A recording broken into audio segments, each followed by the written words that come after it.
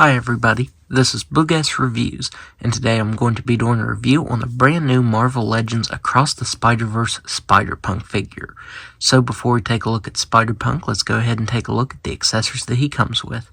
So first up, he comes with his guitar, and I think this looks decent. This time it's cast in a different color, but all of the decals and the details are exactly the same. I definitely wish that the whammy bar right here and the strings would have been painted on. I think that would have looked really good. On the previous Spider-Punk figure, the strings weren't painted on either, and that really irritated me. I also still don't like this strap. I definitely wish Hasbro would have given us a new strap on this guitar, because it just doesn't sit on him. It's constantly falling off of him, because it's not made for this figure. I think we first got this with the suited Deadpool figure. So yeah, it's not even made to go over top of this figure, which is why it doesn't lay right. Up next, he comes with an alternate left hand. And finally, he comes with this alternate unmasked head that goes on the previous Spider-Punk figure. And this looks very awesome. Hasbro did an incredible job on this. The hair looks really awesome. All of the details on the face look really nice. The only thing that really bothers me is I don't think his lip and nose piercings are painted on that well. You really can't see them. I think the silver right here on his eyebrows and the earrings really stands out, but on the nose and lip it's a lot more subtle. But other than that, I think this head sculpt looks very cool. So taking a look at this head sculpt, it's exactly the same as the previous head sculpt I showed off. This time it's just cast in a different color. It still looks really cool though. Just like with the previous one I showed off, the piercings could have been painted a lot better. On the right earring, you get just a tiny touch of silver, and on the left side, you don't get any silver painted on at all. Yeah, there's absolutely no silver paint on there whatsoever. The lip isn't painted too bad, but the nose isn't painted that well. So yeah, despite it being a cool looking head sculpt, I definitely think that the piercings could have been painted a little bit better. So taking a look at the rest of the figure, this does reuse the body mold of the previous animated Spider-Punk figure. It still looks pretty good for the most part, but I definitely think the details on this one are painted on worse than on the previous one. Like right here on the left shoulder spikes on his vest, you can see that they didn't get painted on all the way, and there's a lot of the base collar showing through right there.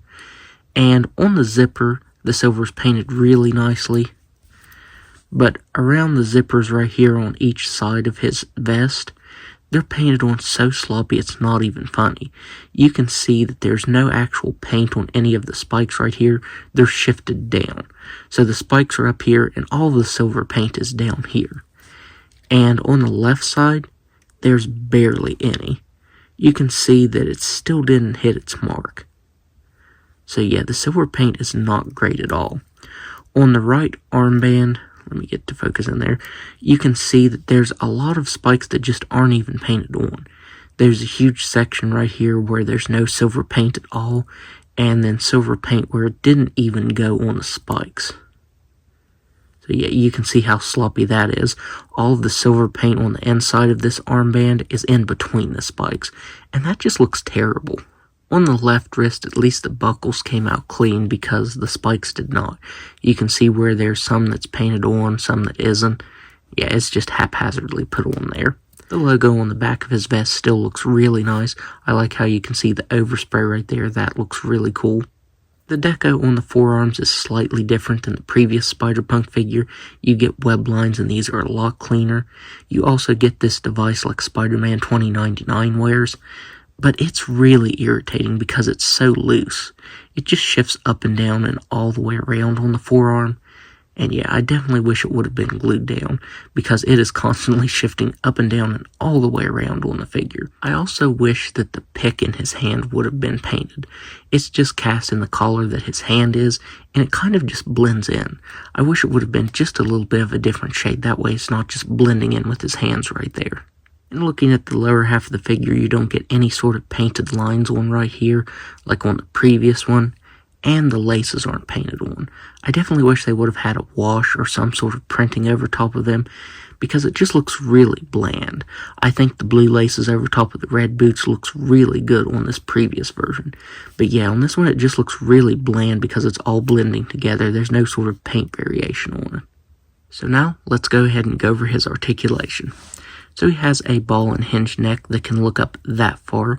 His hair does hit on his vest, so he can't quite look up all the way. He can look down all the way. He can move his head side to side. His left shoulder moves out that far, and his right shoulder moves out just a little bit more. He has a swivel at the bicep, double jointed elbows that can bend in that far, swivel at the wrist that can move side to side and up and down very nicely. He has an ab crunch that can move back all the way, but he looks broken.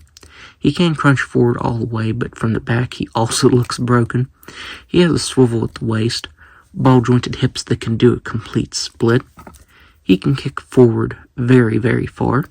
He can kick back very, very far. He has a swivel at the thigh, double jointed knees that can only bend back that far because they do hit on the boot right there. Swivel at the boot that can move side to side. He does have swivel ankles, but they're extremely crunchy and it feels fragile. So you can hear that clicking. So yeah, definitely be careful with that. These joints feel really fragile and they don't want to move at all. I don't remember having that issue on the previous figure, but yeah, that feels really fragile. He also has an ankle rocker, but it feels pretty crunchy as well. It doesn't feel like it's going to break like when I move the ankles up and down, but yeah, it's still pretty crunchy as well. So now, let's do some size comparisons. So first up, here he is next to the previous Spider-Punk figure with the new head sculpt on it, and that is definitely how I'm going to be leaving him displayed. That new head sculpt looks incredible on that body. Here he is next to Spider-Gwen. Here he is next to Miles. Here he is next to Peter B. Parker. Here he is next to Spider-Man 2099 and Spider-Ham.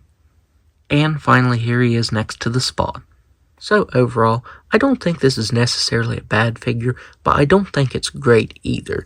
It's more or less the same as the previous Spider-Punk figure, except this time it's done in a far less interesting color scheme. The previous Spider-Punk figure looked really great. It was one of my favorite Marvel Legends of the year. You got some really cool paint details on him, and this one just looks really bland. It's just cast in mostly that same color with a little bit of painted web lines on him, and it's just really bland. I will say that Hasbro did a very good job on the head sculpts.